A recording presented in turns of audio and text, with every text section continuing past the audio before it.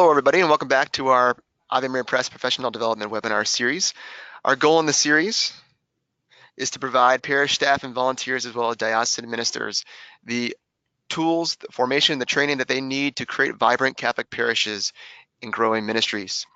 Today's webinar, we are going to hear an articulation of a case for Catholicism in today's modern world, and we're looking forward to Brandon's great talk. I want to say a quick little introduction. My name is Jared Dees. I'm the content marketing manager here at Ave Maria Press, and I'm joined by Aaron Pierce, who's the parish and curriculum marketing specialist.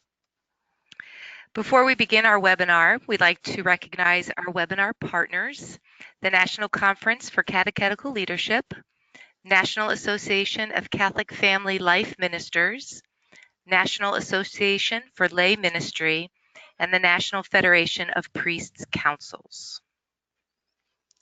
So everybody in the audience is muted, but you can ask questions, and questions may be entered in the GoToWebinar panel, the screenshot you can see displayed here. We'll have some time at the very end, but if you want to ask questions during the presentation, you're welcome to do that, or you can save those questions till the end, and we'll answer as many of those as we can towards the end of the presentation today. The webinar is being recorded, and a link to the recording will be sent out to you later this week via email. So with that, I would like to extend a very warm welcome to our presenter. Brandon Vogt is a best-selling and award-winning author, blogger, and speaker who serves as content director for Bishop Robert Barron's Word on Fire Catholic Ministries. Brandon, welcome, and thank you so much for being with us today. Oh, thank you, Aaron. It's good to be here with you guys. I'm glad to be here. I'm glad to share about some of the ideas from the book. Great. We look forward to it. All right. Well, as Aaron said, the title of this talk is How to Make the Case for Catholicism. And this is, I think, especially important in a period where we're going through a crisis in many ways, and people are wondering, why should I remain Catholic? Why should I stay in the church? You know, what good reasons do I have for being Catholic? So what I'd like to do is share a case that I lay out in my book here, Why I Am Catholic and You Should Be Too. Now, the book came out a few months ago. It was published by Ave Maria Press, and it was very well received. It got a #1 first place award from the Catholic Press Association, in addition to getting out to lots and lots of people. And so I'd like to share a brief summary of some of the points we make in the book. Now, if you stick around to the end of the presentation, I'm sure Aaron and Jared will say more about this, but Ave Maria Press has a special deal right now for a limited time where you can get copies of the book, Why I Am Catholic, for your parish, your group, your ministry, your organization, for just $2.99 a copy with free shipping. Now, this is a huge deal because normally the book retails for $20, but you can get copies for just $2.99 with free shipping. So if that sounds enticing, make sure to stick around to the end of the webinar, and that's where Aaron and Jared will share many of the details. But I want to start off by talking about the #1 problem in the church today. We have lots of problems. I think many people will agree. But I want to focus. Sure. We can't see your screen quite yet, so maybe that. Oh, okay. Sorry about that. So I'm going through all these slides that nobody can see. My bad. Let me make sure. Let's see here. There we go. Let me see if I switch it to presenter view. That's not quite right. Let me see.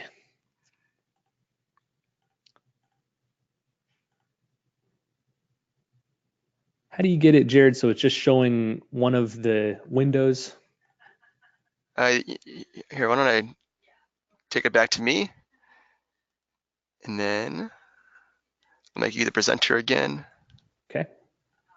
And there should be a drop-down arrow right next to the Show My Screen button. There we go. All right. There we go. So it looks a lot better with the slides there. Yep. So again, how to make the case for Catholicism. It's based on my book, Why I Am Catholic. And at the end of the webinar, we'll tell you how you can get copies of the book for just $2.99. So again, I want to cover the #1 problem in the church today. The #1 problem in the church today is that we are hemorrhaging people from the church. Every other problem stems from this basic problem. And we're not just hemorrhaging people in general, we're especially losing young people. The Pew Research Group is probably the largest social science research group in the country focusing on religion. And they published a massive study just a couple of years ago called the Religious Landscape Survey, where they interviewed over 30,000 American adults, and their goal was to get a sense of the religious pulse of the country. What are people's religious beliefs? Are they religious? Why are they religious? So they asked them lots and lots of questions. Now, they found a lot of interesting things for a lot of different religious groups, but for Catholics, the statistics were very harrowing. I want to highlight just 3 of the statistics that this Pew Religious Forum landscape survey discovered. First of all, they found that 50% of millennial Catholics have left the church. In other words, 50% of millennials who are baptized Catholic no longer identify as Catholic today. Now let that sink in for a moment and think about what it means.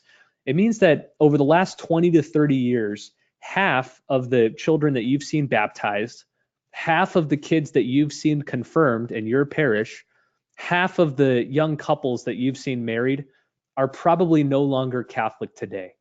It's stunning. Half of millennial Catholics have left the church. The Pew Research Group also found, though, that 79% of those who leave the church leave before age 23. In other words, when people leave the church, it's not because they're having a midlife crisis. It's not because they're fed up with the changes of Vatican II and decades later they've decided to leave the church. Most of the people who leave when they're young. These are middle schoolers, high schoolers, college students, and young adults. The overwhelming majority of people who leave the church leave before age 23. Finally, I think the worst statistic of all is one that the Pew Research Group calls the loss-gain ratio. So this is a ratio of the number of people who leave a religious tradition divided by the number of people who enter a religious tradition, not counting baptisms or deaths. So take a moment and reflect on this statistic. Ideally, you'd want this to be less than 1, right? You'd want that top number to be very small. You'd want to lose very few people. And you'd want that bottom number to be very large. You'd want a large number of people converting to your religious tradition. However, no Christian group had a loss-gain ratio less than 1. Evangelical Protestants were just over 1. I think they were 1.04, 1.05, which means they're basically treading water. They're losing the same number of people that they're gaining. But of all the groups surveyed by the Pew Research Center, including not just Christian groups, but groups of any religion, and including atheists, agnostics, and non-religious groups, the group with the worst loss-gain ratio was Catholics. Our loss-gain ratio was 6.45.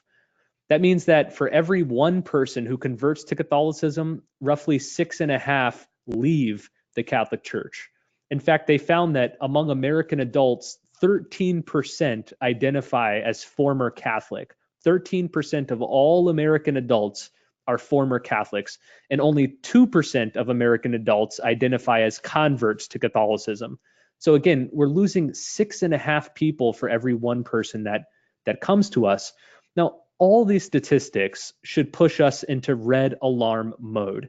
I mean, what would you do if you were a business owner and you realized that you lost half your customers, 50% of your customers? Or what if your director of marketing came to you and said that for every 1 new customer you get, 6.5 customers leave? You would focus all of your energies on resolving this problem. You would be deeply focused on the question that I want to focus on here, which is, why are people leaving the church?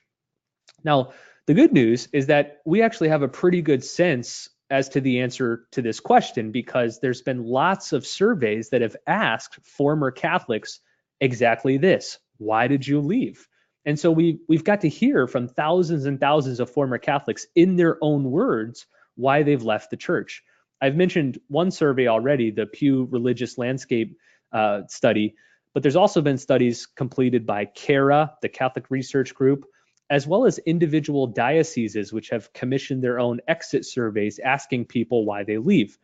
And there's actually a great consistency at the top of these survey results, even though each one of them varies when you get into the middle section of answers as to why people leave the church. But at the top of the list in almost all these surveys is the same number 1 reason that people leave the church. And here it is: they no longer believe. They no longer believe. That's what they say. I just no longer believe in what the Catholic Church teaches anymore. In other words, they have no good answer to this question: why be Catholic? There was no anchor holding them to the Catholic Church because they had no good reason to remain. Now, in my book, Why I'm Catholic, that's kind of what I want to try and answer. Here are good reasons to remain Catholic, or if you're not Catholic, good reasons to become Catholic. Now, again, we don't have time to go through everything in this book, but I refer you to the book if you want a much more detailed, thorough, and compelling presentation of why to be Catholic. But in this presentation, what I'd like to do is summarize all the reasons I give into the book into just 7 good reasons to be Catholic. Now, together, these 7 reasons will help you to make the case for Catholicism.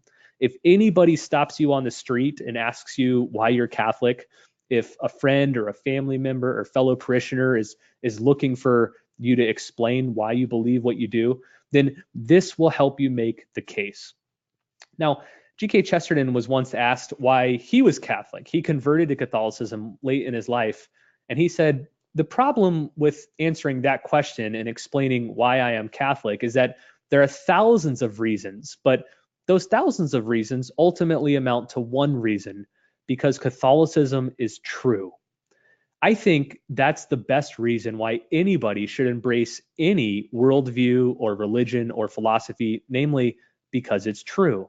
And so while we have 7 reasons to be Catholic here, the first 3 are going to make the case that Catholicism is true. So we're going to spend a little extra time on reasons 1, 2, and 3, but again, I'm going to give you 7 reasons to be Catholic in this presentation.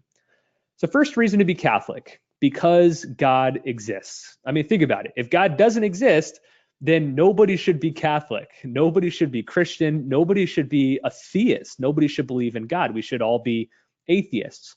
But God does exist, and that's a good reason to be Catholic. However, most people just grew up believing in God, either because their parents believed in God, the school they went to was a Christian school, maybe their friends and relatives believed in God, so they kind of just absorbed it. But very few people, if you ask them, can explain why they believe in God.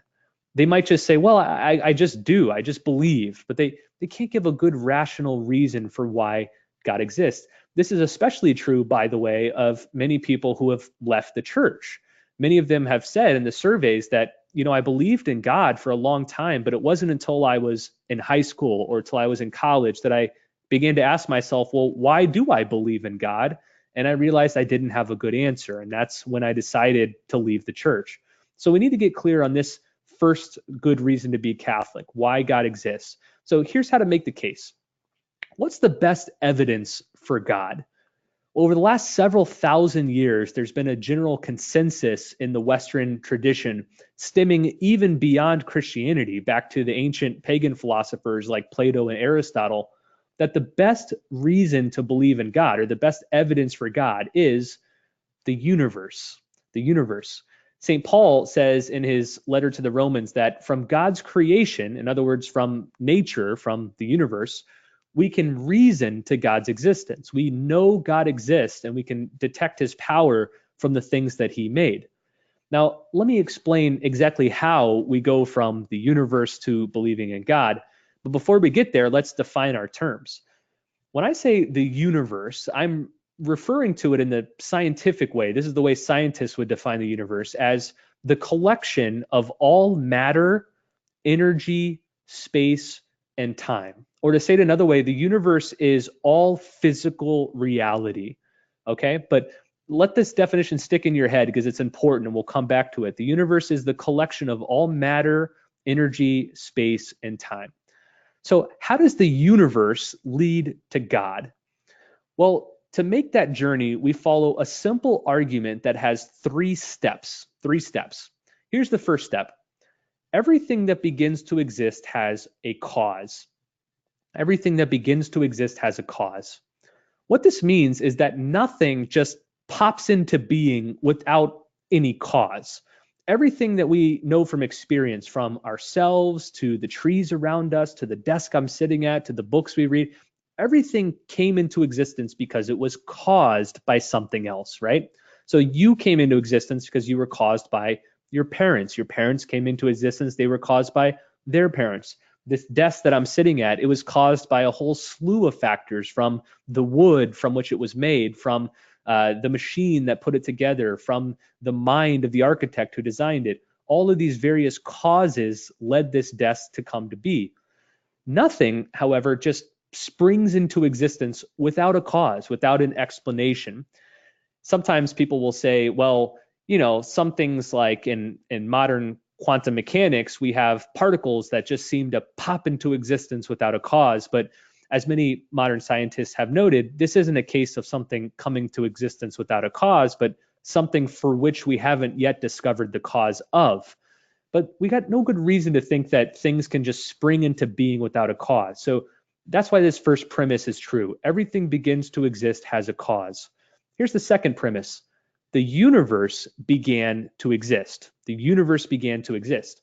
Now, if you asked most scientists about 100 years ago how old the universe was, most of them would say that the universe was infinitely old, that it was eternal. In other words, the universe has just always existed. There's never been a time when it didn't exist. However, that was until a new theory came on the scene, propagated by a Belgian priest known as who was named Father Georges Lemaitre, and the theory is now known as the Big Bang theory of cosmic origins, and it's now the most widely accepted common view of how the universe came to be. The Big Bang theory tells us that the universe, in fact, did begin to exist roughly 14 billion years ago.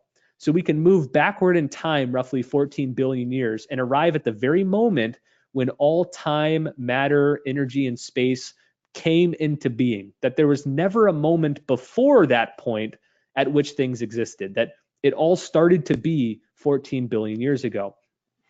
But if these two things are true, if everything that begins to exist has a cause, and the universe began to exist, then the conclusion inevitably follows. The universe had a cause. The universe had a cause. Now, most of us intuit this naturally. We look around at the vastness of space, and we just naturally intuit that something caused this to be, something made this to be, whatever it was, but it didn't just happen without explanation. Something caused this. But that leads to a follow-up question.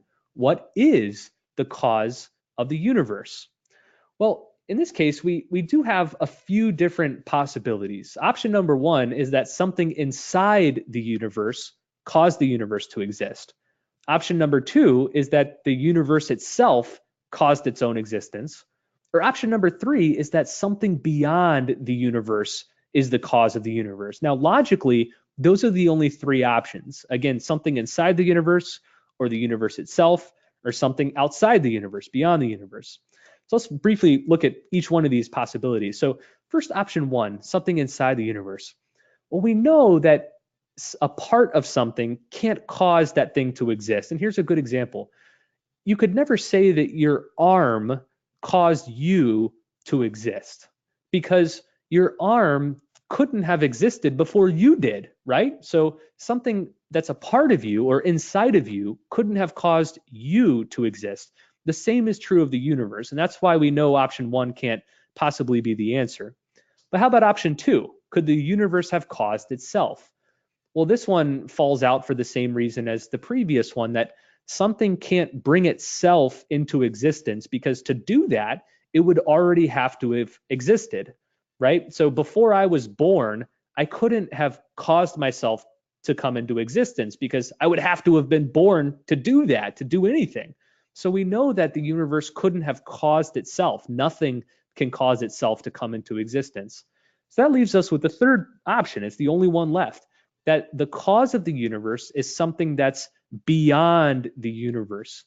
Now we're getting near the end, and I'll show you how this ties into God here in a second, but this is super important, because at this point, we've recognized that the universe was caused by something beyond itself. And from there, we can deduce some very important qualities about what this cause is like. What is this cause like that brought the universe into being? Well, we know it must have been beginningless. It must have had no beginning in time, because the universe, remember our definition, includes all of space, all of time, all of matter, all of energy. And so the thing that brought the universe into existence, which includes all time, has to be beyond time. Therefore, it must have been beginningless. It also must have been uncaused. It's the cause of everything, all of physical reality. So it can't have been caused itself. It must be timeless, beyond time, for the same reason as before. It must be spaceless, beyond space, because the universe includes all space. It must be immaterial, beyond matter, because the universe includes all matter. It must be supremely powerful if it caused the whole universe to come into existence. And it must be transcendent by definition, because it transcends the universe. It's beyond the universe. So think about that description. A cause of the universe that is beginningless, uncaused, timeless, spaceless, immaterial, powerful, transcendent. This is what most people mean by God. Now, that was a very brief and cursory walkthrough of this one argument for God's existence, or in other words, a good reason to believe in God. In my book, Why I Am Catholic, I have several more reasons, as well as I go much more in depth into the argument we just discussed here. So if you ever meet somebody who's skeptical about why God exists, walk them through the process we just did. You begin with the universe, and then you walk through that argument that everything that begins to exist has a cause. The universe began to exist, therefore the universe had a cause, and then you can deduce what that cause must be like. So that's the first good reason to believe in Catholicism. Let's look at the second one, because Jesus is God. Now, that first reason, that God exists, only is enough to get us to theism. In other words, it shows us that atheism is not true. But that doesn't even take us to Christianity. There's many, many religions, so why should we believe in Christianity? That's what this second reason helps us to do. We believe in Christianity because Jesus is God. This is the delineating point between Christianity and every other faith. Every other faith believes that Jesus is something other than God, something less than God. Only Christianity believes that Jesus is God. So if we can answer this question, we can know whether Christianity is true or not. So how do we know that Jesus is God? Well, first of all, Jesus spoke and acted in the very person of God. This is a strong signal that he was who he says he was. For example, Jesus said and did things that only God could do, such as forgiving sins or overruling the law in the Torah. Jesus calmed the waters. Jesus healed the sick. Jesus raised people from the dead. All of these, especially to Jesus's first century Jewish audience, were signals that he was acting in the divine person, that he was God. However, the main thing that proves that Jesus is God is simple. In fact, if anybody ever asks you, why do you think Jesus is God?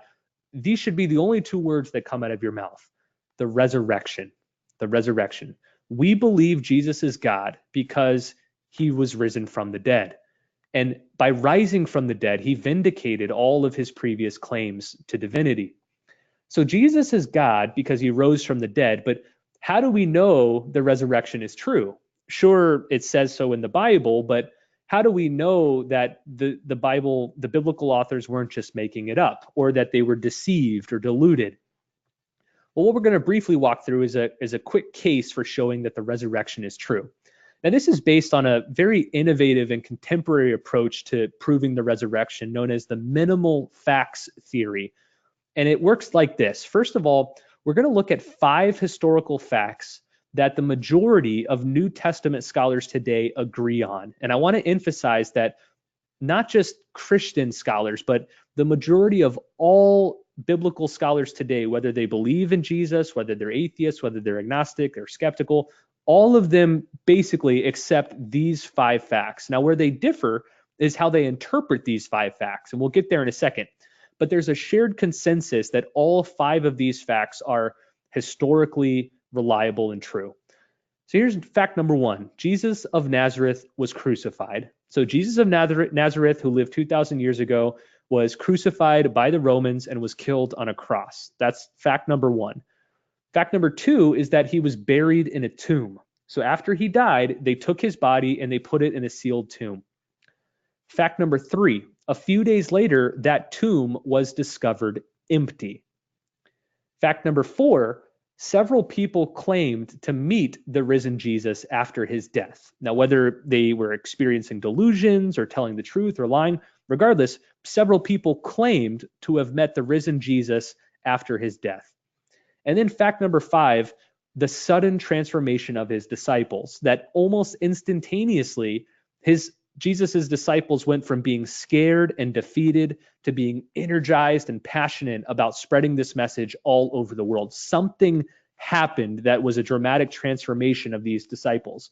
Now, again, these 5 facts are agreed upon by the overwhelming majority of New Testament scholars today. And they're each independently attested to through multiple historical sources. So we can feel very, very confident about these 5 facts. However, where scholars differ is how best to explain these 5 facts, okay? Now, we have a few different options here, just as we did in the previous section. Option number 1, which was a popular option back in the 70s and 80s, is known as the mass hallucination theory. Now, under this option, some people suggest that the disciples were just deluded about experiencing an encounter with the risen Jesus, that really what happened is a lot of these people who saw their leader killed wished that he would come back to life, and through some psychological phenomena experienced a hallucination of Jesus risen from the dead. It was sort of like a fictitious vision, almost a mirage, you might say. However, virtually nobody supports this view today. Even among atheists and agnostics, there's very little support for this option. And the reason why is because it doesn't account for all 5 of the facts we just mentioned. In particular, it doesn't account for the empty tomb. If the experiences of the risen Jesus were just hallucinations, then Jesus's body must have still been in the tomb. And Jesus's critics and the early critics of Christianity would have been quick to expose the body and show that the disciples were just hallucinating. But that never happens. We never see anybody parading the body of Jesus around. And it's because the disciples were not hallucinating, but they actually met the risen Jesus. Also, in all the historical accounts we have about Jesus's disciples meeting him, all the encounters are bodily in nature. Jesus is eating and cooking food. He invites his disciples to touch him, to feel his wounds. This simply isn't the way that hallucinatory experiences move forth, that a hallucinatory experience is solely in the mind. And so it's not something you can physically interact with. But that's not what we see in the accounts of the risen Jesus. Finally, we have no record anywhere, either in historical documents or in contemporary accounts, of mass hallucinations. In other words, of multiple people hallucinating in the same way. It's sometimes common to see 2 people have a similar vision of the same dead person, maybe a dead relative that they have a dream of or that they think they're encountering in their room. But we have no record of dozens or even hundreds of people experiencing the same thing. But that's what the historical accounts tell us happened with Jesus's followers. So for all these reasons, virtually nobody today accepts this mass hallucination theory. A second popular option is the swoon theory. This one says that Jesus didn't really die on the cross, that he merely swooned. He sort of fell asleep or fainted. And thereby, when they took him down from the cross and put him in the tomb, 3 days later, when Christians claim he was resurrected, what actually happened was he was just revived, and he was sort of woke up and walked out of the tomb and convinced everybody that he was the Lord who had defeated death. Now, there's lots and lots of problems with this theory. Again, it doesn't account for all of the facts. First of all, the first fact, which is the most widely held, that Jesus was crucified and killed on the cross, stands at counter odds to the swoon theory. In the first century, Roman centurions were experts at crucifixion. They almost never failed in their job of killing their victims. The main reason why was because of their incentives. It was Roman law that if a centurion failed to kill the criminal under his orders, then he himself would be executed. So if he failed to execute a person on the cross, he himself would be killed in punishment. So we have no reason to think that the Romans would have let Jesus off the cross still alive. Second of all, it boggles the mind to think that Jesus would have been tortured, whipped, nailed to a cross, beaten, starved, pulled down from the cross, put in a tomb for 3 days, and then somehow emerge from that tomb in any sort of physical shape and be able to convince people that he was risen from the dead, that he had defeated death and sin. If that happened, if he was somehow able to even stand up after that whole ordeal, the first thing you would think upon seeing him is not, this is God. You would think, get this guy to a hospital, right? He'd be in horrific shape. And so for these reasons and others, which I share in the book, very few people think the swoon theory is an adequate explanation of these 5 facts as well. That brings us to the third theory, which is probably the most popular one among skeptics today. It's called the conspiracy theory. This one says that there was a conspiracy to convince people that Jesus had risen from the dead on the part of the disciples, but that the disciples were either lying or manipulating the facts for their own benefit. People who believe this theory think that the disciples may have stolen the body of Jesus from the tomb and then pretended like he had actually risen from the dead and lied to people about encountering him after his resurrection. Now, there are many problems with this theory, but I'm only going to mention one. The biggest one is the problem of motivation. There's no reason to think that these disciples would lie about Jesus being risen from the dead when the only reward they would receive is torture and martyrdom. We know from tradition that 11 of the 12 martyrs were tortured and killed for proclaiming Jesus had risen from the dead. The only one who wasn't, the Apostle John, was sunk into a vat of boiling oil in the Colosseum. That was his consolation for not receiving martyrdom.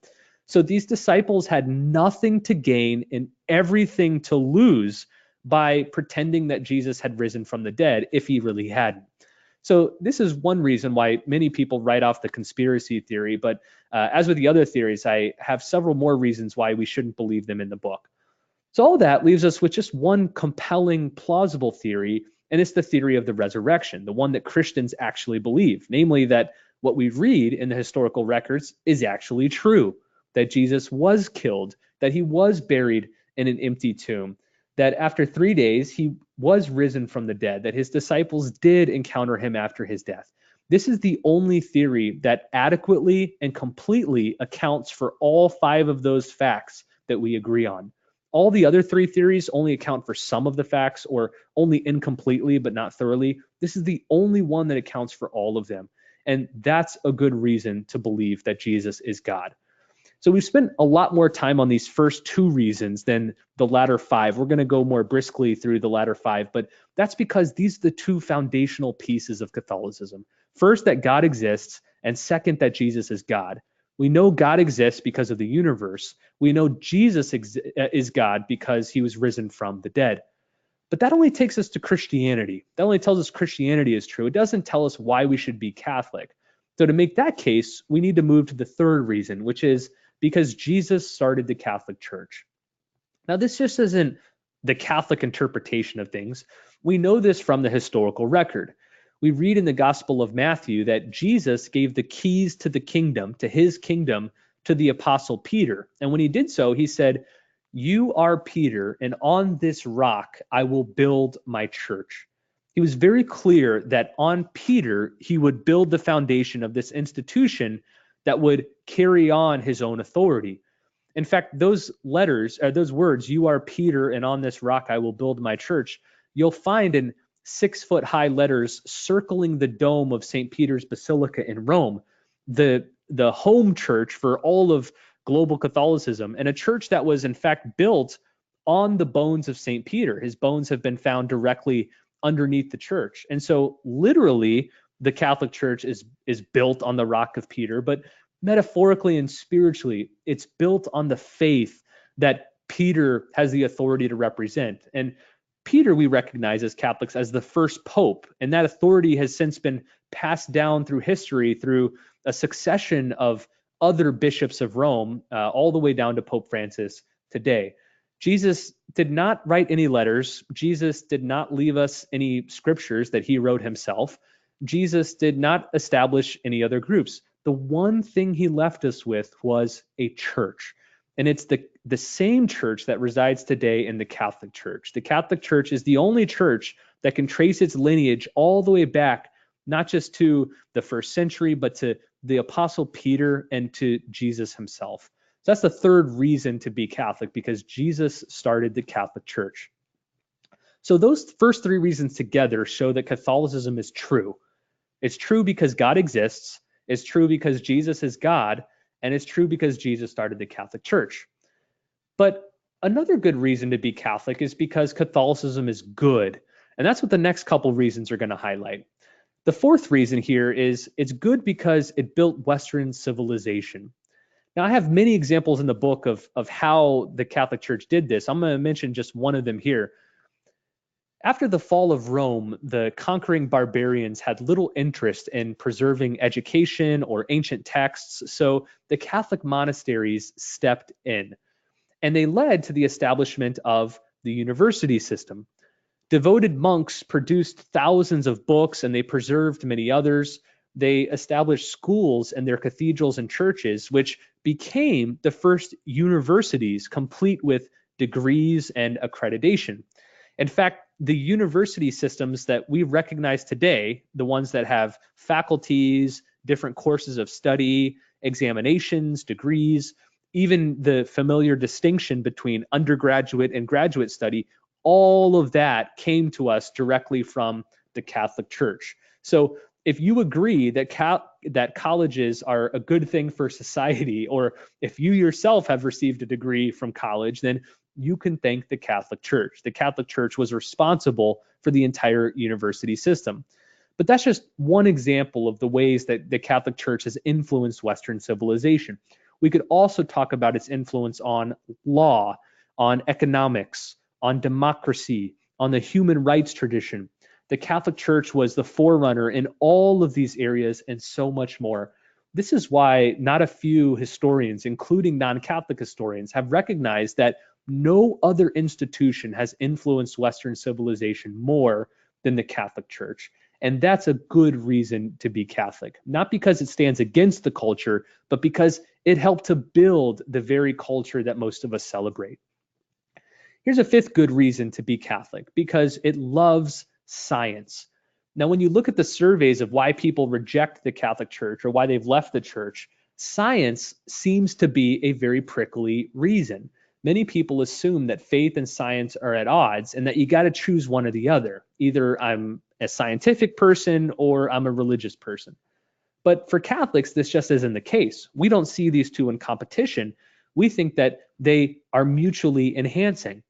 In fact, one of the things that most impressed me whenever I was looking into the Catholic Church before I converted to Catholicism was the number of scientific founders who were not just Catholic, but deeply religious, and in many cases, clerics, priests, and religious. For example, there's Roger Bacon, the founder of the scientific method, who was also a Franciscan friar.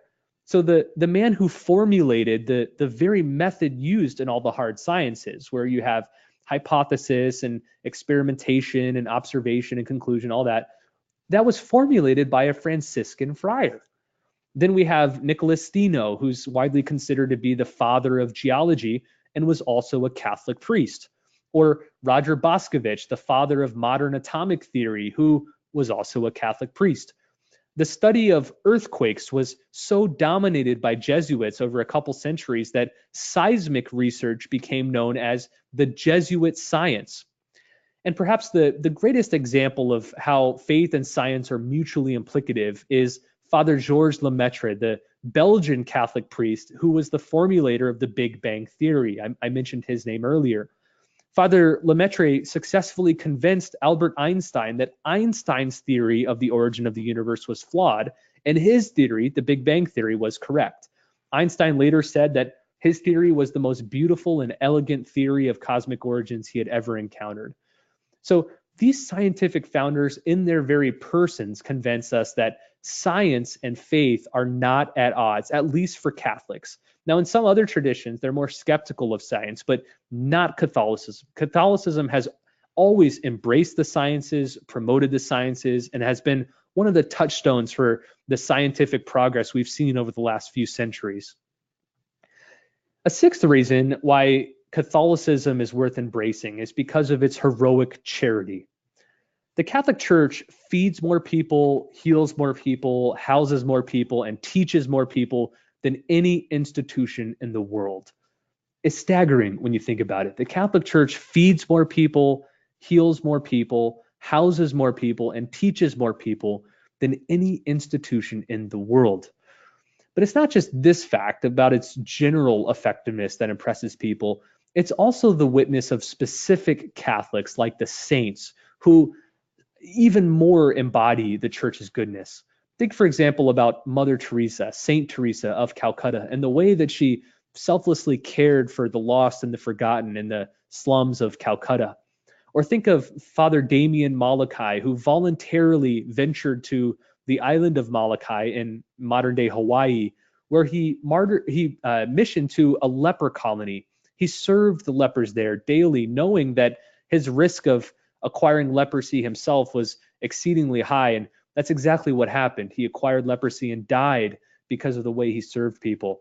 Now, other religious traditions and even non-religious groups have their heroes and their holy people. But in my experience, there's nothing close to the massive witness of the saints from every country, from every period. We find men and women animated by the Spirit of Christ to do heroically charitable things. And that, I think, is a good reason to be Catholic. Now, so far in the first 6 reasons, we've looked at a few reasons to be Catholic because it's true, a few more to embrace Catholicism because it's good.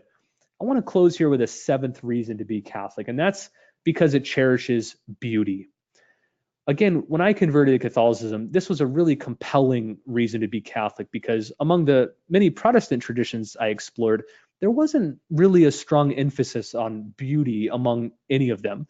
In many cases, beauty was kind of looked upon skeptically. Although maybe they tolerated music or some artwork, there wasn't the strong emphasis as in Catholicism that beauty can serve as a route of access to God. Think, for example, of the stunning Sistine Chapel of Michelangelo in the Vatican, or Michelangelo's David statue, or his Pietà. Think, for example, of Raphael's Madonnas or Da Vinci's Last Supper. Consider Dante's stirring Divine Comedy, or the magnificent Gothic cathedrals that lay mesmerizing all over Europe. One art historian recently claimed that the medieval cathedrals of Europe are the greatest accomplishments of humanity in the whole theater of art. And he was an atheist historian, by the way. Throughout Western history, it's been the Catholic Church who has provided the greatest support to artists. The Catholic Church has been the greatest supporter of the artistic tradition among any other institution in the West. For example, here you see a picture of Pope Julius II, who was the great patron of Michelangelo, Raphael, and Bramante, each of whom flourished because of Julius's patronage. He enabled them, he funded them, and he allowed them to share their gifts with the world. The Catholic Church is a beautiful church. In fact, I'd say it's the most beautiful religious tradition on display, and that's a good reason to embrace Catholicism. So we've looked at several reasons which all seek to answer this one question: why be Catholic? And as we learned from those startling statistics in the beginning of the presentation, many people are leaving the church because they don't have an answer to this question. If they had a good reason to be Catholic, presumably they'd stay, but they leave because they can't come up with any good reason to be Catholic. But if we could sum up all of those 7 points into one simple answer, here's what I'd say. Why be Catholic? Because it is true for the 3 reasons we gave. God exists. Jesus is God. Jesus started the Catholic Church. It's good because of the way it appreciates science, the way it built Western civilization, because of the heroic witness of its saints. And it's beautiful. The Catholic Church champions the arts. It champions beauty as a route of access to God. Now, these 3 qualities, true, good, and beautiful, are like 3 notes of a chord. And when you play them together, when you hear the harmony, you know that you've arrived at something coherent and fulfilling. Or to switch metaphors, they're like the 3 codes to a padlock. When you swivel the dial to the left, and then to the right, and then to the left again, and you hit all 3 of those codes, then the lock clicks in place, it opens, and you're welcomed in. That's what Catholicism offers. Catholicism is true, it's good, it's beautiful, and that's a great reason why everyone should be Catholic. So I hope that helped to give you a good sense of how to make the case for Catholicism. I think, Jared, we probably have some time for Q&A here. I wanted to mention one more time here before I swap it back to Jared that the book on which this presentation was based, called Why I Am Catholic and You Should Be Too, it just came out a few months ago, and it normally sells for $20, but Jared will tell you how you can get the book for your whole parish or organization or community for just $2.99 plus free shipping. Now, it's a limited time deal. From what I understand, Ave Maria Press only printed a limited number of copies. I'm guessing they're going to go pretty quickly. So if you want to take advantage of this, Jared will tell you how. So I pass it back to you, Jared. Great, thanks, Brandon.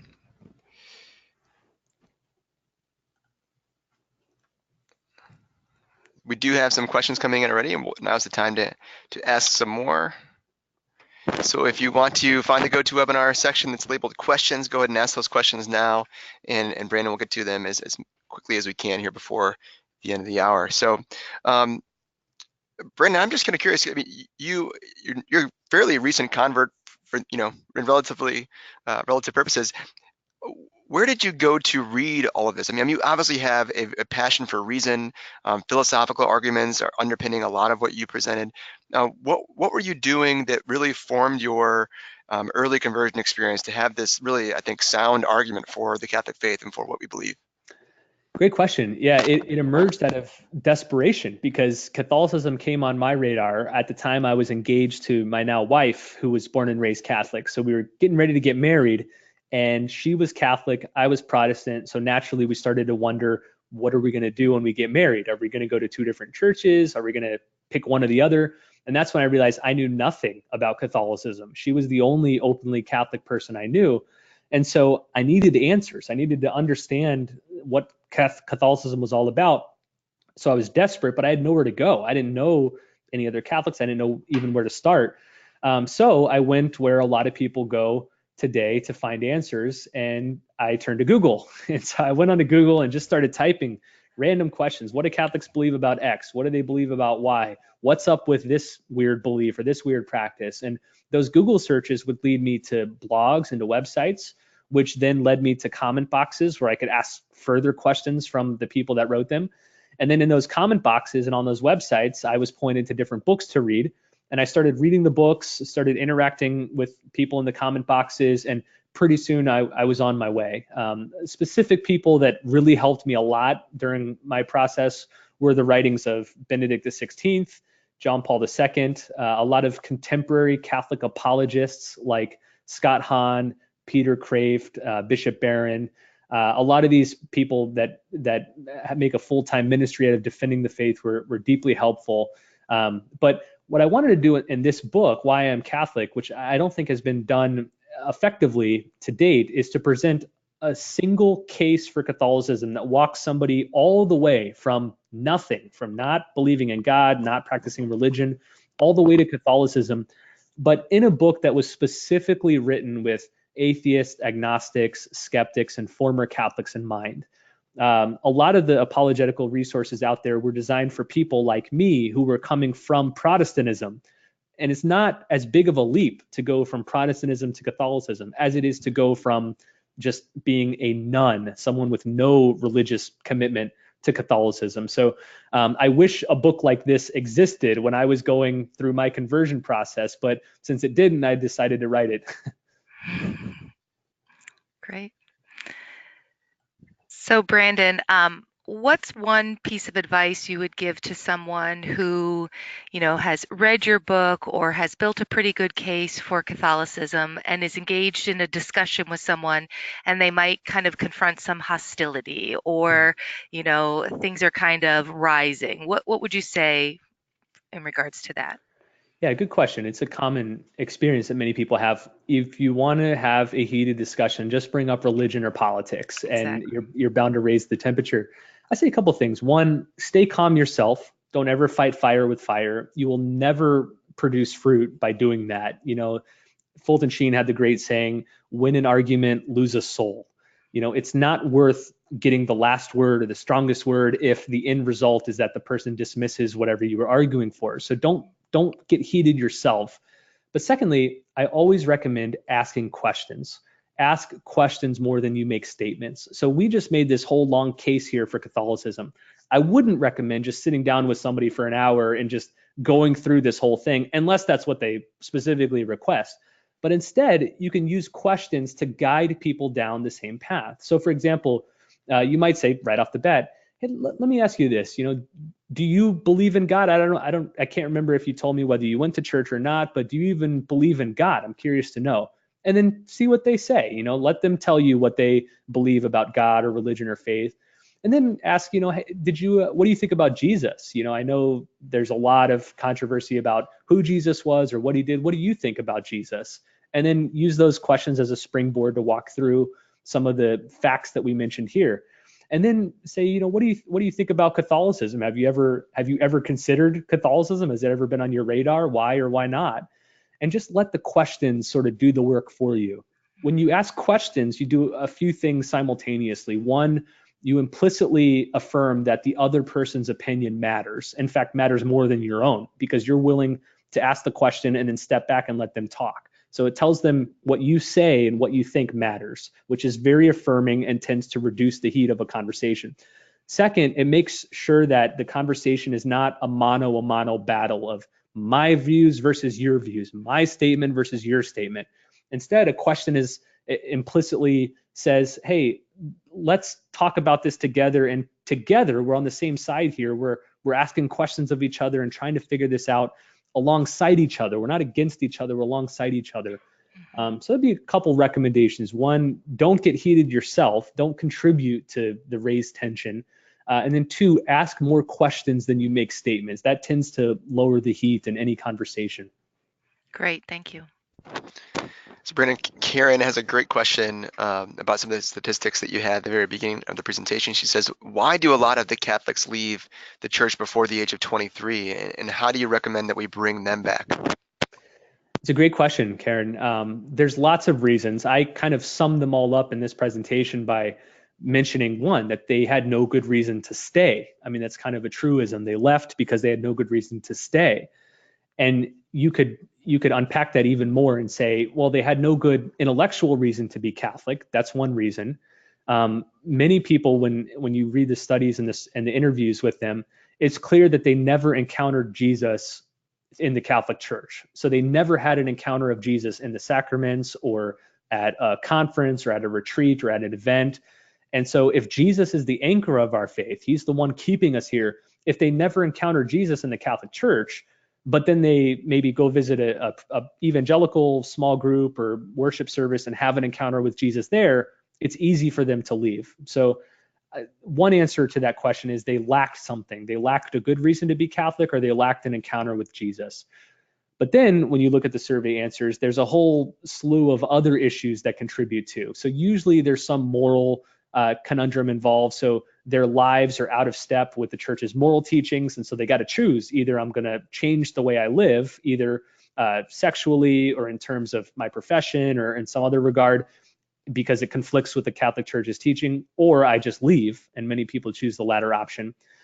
So there's a whole host of other reasons. I wrote another book called Return: How to Draw Your Child Back to the Church. I wrote that a couple years ago, and it's specifically written for parents of young people who have left the church. And in that book, I have a whole chapter digging through the statistics on why young people are leaving and what we can learn from that. So if you want a lot more, I encourage you to check out that book, Return: How to Draw Your Child Back to the Church. Right. Sarah asks, any recommendations for encountering students who were raised Catholic but are lukewarm or indifferent to the faith? Yeah, so here I'd reference the great research of Dr. Christian Smith, who's a sociologist there at Notre Dame, and he's done a lot of groundbreaking work on the religious lives of young people and what animates them, what activates them, or what deactivates them. And what he concluded was that there's typically 3 signs that a young person is going to grow up to be a thriving Catholic who practices their faith, who goes to Mass, who prays, who reads the scriptures, who's engaged in their parish. He says, number one, they need to have parents that care about their faith in more than just a perfunctory manner. So just taking kids to Mass, but then it not affecting the rest of the week, not good enough. They need to see that their parents actually care about the Lord and that their faith infuses their daily life and their daily decisions. So that's factor number one. He says that's most significant. So to activate the faith of young people, you need to activate the faith of their parents, number one. Number two, they need to have some significant transformative experience of encountering Jesus in, I think he says, a non-parish setting. And he references, for example, like a Life Teen conference or a retreat or some youth group event. Many young adults or adults who successfully stayed Catholic throughout their adolescence can point to a single experience where they said that retreat, that conference, that event transformed my life. And from there, I was set and I could never imagine leaving the church. So that's number two, is we need to arrange these powerful experiences where people have the chance to encounter Jesus in a personal, real way. And then third, he says that they need to meet other adult Catholics besides their parents who demonstrate the faith in a compelling way. So the parents are the most important. He emphasized that over and over. The number one factor, most important factor is the parents. But in addition to that, they need to meet other adults who are passionate and compelling, adults who the young people would say, whatever they have, I want, or I want to be like that person. They're so impressively virtuous or so impressively faithful. So I would say those would be the three touchstones that you want to focus on. Is if you're working in youth ministry or trying to evangelize young people, focus on the parents, making sure that you're evangelizing them as much as the young people, to create environments, events that can provide these encounters with Jesus. And then third, make sure that you yourself, along with your other adult leaders, are compelling witnesses to the faith that inspire young people to say, whatever they have, I want. So those would be the three things I'd recommend. For a lot more on that, go pick up Dr. Christian Smith's books. He's got a trilogy of books on young Catholics. He traced Catholics from age 13 all the way through their 20s and surveyed a massive amount of data to see what works and what doesn't work to keep kids Catholic. Sabrina, we have a bunch of different questions coming in. Some of them are very similar, so I'll ask this one, the first one that came in from Mary Beth in response to some other answers you've given. She says that how do you respond to an age-old complaint? Mass is boring and other churches are fun. Yeah, I'd say that's true for a lot of people, especially if you don't understand what's going on at the Mass. I think one of the best metaphors for this is, think about taking a young child to a symphony, like a full symphony with full brass, full winds. If you just plop them in the chair and have them listen, maybe they'll be turned on to the beauty of this music, but more likely than not, they'll think it's the most boring thing in the world, because they'll just have no clue what's going on musically, what it means, what the significance is of the different instruments and when they come in. Or think of a great opera or a great play. Plop a young person down and they'll think it's boring unless they understand what's going on, unless they understand the lines and the movements and the choreography and all that. The same's true of the Mass. Like, if you just go to Mass without any idea what any of this means, then I totally agree with that common complaint that the Mass is going to be boring. You're not going to get anything out of it. It's going to be a waste of an hour. What we need to do is to have a catechesis of the liturgy. We need to explain to our young people the significance of what's going on and unpack the drama, just like we would unpack the drama of Shakespeare. We wouldn't just give a young person a copy of Shakespeare and say, read it, because they're going to say, this is boring and impenetrable and I don't understand any of it. But if you walk alongside them and read it with them and show them the play and explain to them what's going on and highlight the dynamics and all that, then it comes alive in a new way. We see that among kids in English class, that if they have a really good English teacher who explains things, then these classic works come alive and become fascinating. We need that same thing among catechists and parents and teachers. They need to explain the Mass so that it is unpacked and comes alive. Aaron, we maybe have a question for one more question before we wrap up. Is that? Yeah, sure. Carol asks, in your talk, you talked about the astounding number of people that are leaving the church, and that having one-on-one conversations might not work, quick enough to keep them from leaving. What is the Catholic Church looking to do in order to turn them around? Maybe you could even talk about the synod on young people, or? Yeah, it's a good question. I think I like to use a little military metaphor when it comes to evangelization, that when it comes to fighting this battle of people leaving the church, we need every branch of the military. We need air support. We need people on the ground. We need people fighting in tanks. We need people fighting in ships. And so to maybe tie the metaphor to Catholicism, I think of a ministry like the one I work for, Word on Fire, which is Bishop Robert Barron's ministry, which is primarily a media-based ministry. So we use the internet and social media and film to spread the faith. And in doing so, we're hitting people at a 30,000 foot level, like the air support. We're beaming videos out to millions of people. But that doesn't have the individual effectiveness of you talking to a friend or a brother or a son or a daughter. So we need people on the ground who are engaged in these one-on-one conversations. You're right that statistically, just convincing people or converting people one at a time isn't going to do much to stymie this tide of people leaving the church. But I think there's other groups like Word on Fire that are trying to reach people at a mass level.